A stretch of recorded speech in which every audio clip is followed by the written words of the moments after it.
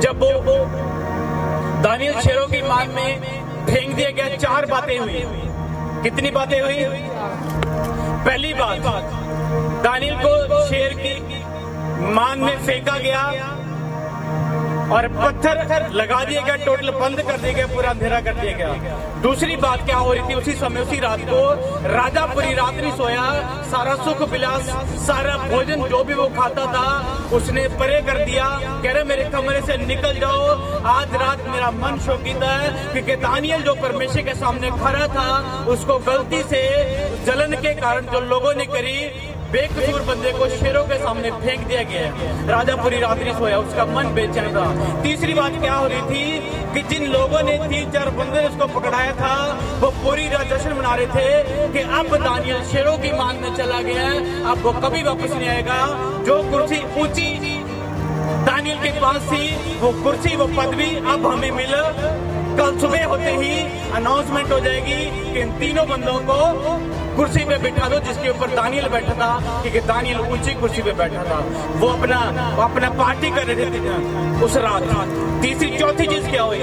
चौथी चीज क्या कर रहा था? दानियल प्रार्थना कर रहा था। दानियल उस शेरों की मान में क्या कर रहा था कि हे परमेश्वर, तू मुझे बचा, मैं तेरी उपासना करता हूँ और अभी भी मैं तेरी उपासना करूंगा। मैं किसी बंदे के नाम से प्रार्थना नहीं करूंगा, ना मैं किसी इंसान के सामने झुकूंगा, ना किसी मूर्ति के सामने झुकूंगा, ना किसी पत्थर के सामने झुकूंगा तो केवल जीवते परमेश्वर के सामने जिसका मैं बनाया हूँ। हालेलुया। चौथा काम क्या कर रहा था वहां पे? क्या हो रहा था? वो प्रार्थना कर रहा था। जैसे 4 काम हो रहे थे, एक 5वां काम बड़ा पावरफुल हुआ।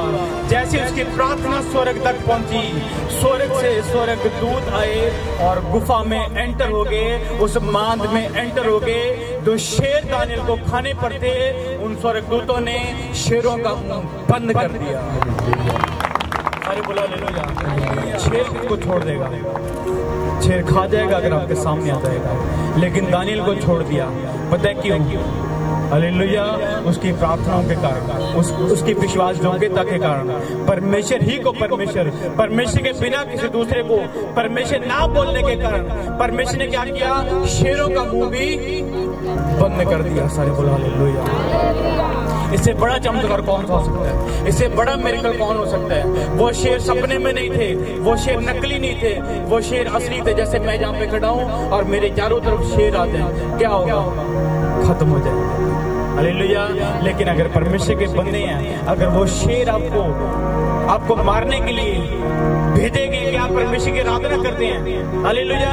अगर आपको कोई मारने के लिए आपका नुकसान इसलिए कर रहा है कि आप परमेश्वर यीशु मसीह को मानते हैं, आप संगतियों में जाते हैं, हालेलुया, वो उसका काम, फिर उसका प्लान, उसकी योजना फेल होने वाली है। हालेलुया। क्योंकि कौन है जो हमें परमेश्वर के प्रेम से अलग करे? कौन है जो हमें परमेश्वर की दया, परमेश्वर अनुग्रह से, उसके राज्य से अलग कर सके? ना कोई स्वर्गदूत, ना कोई बंदा, ना कोई इंसान, ना कोई पॉलिटिशियन, ना कोई राजा, ना स्वर्गदूत, ना जमीन, ना कोई पानी परमेश्वर से अलग कर सकती है। हालेलुया। बस फर्क इतना है कि आपका दिल परमेश्वर के लिए कैसा है। क्या आप परमेश्वर के सामने अड़ने वाले हैं या लोगों के सामने झुकने वाले हैं? अगर दानियल लोगों के सामने झुक जाता तो खत्म हो जाता, लेकिन वो झुका केवल अपने परमेश्वर के सामने। अगर आपकी लाइफ में कोई सिचुएशन है, हालेलुया, कोई बीमारी ऐसी है, कोई प्रॉब्लम ऐसी है, आपको प्रॉब्लम के सामने नहीं झुकना, आपको परमेश्वर के सामने प्रार्थना में झुकना है। प्रॉब्लम के सामने झुकने का मतलब क्या है? कि ये प्रॉब्लम, ये बीमारी मुझे खा जाएगी, ये चीज मुझे खा जाएगी, मेरा दुख मुझे खा जाएगा। इसका मतलब कि आप उस प्रॉब्लम के सामने झुके हैं। लेकिन अगर आप बोलोगे कि मेरा परमेश्वर अपने दूतों को भेजेगा और मुझे बचाएगा, फिर वो प्रॉब्लम, वो शेर आपके सामने झुकेंगे। हालेलुया। आमीन।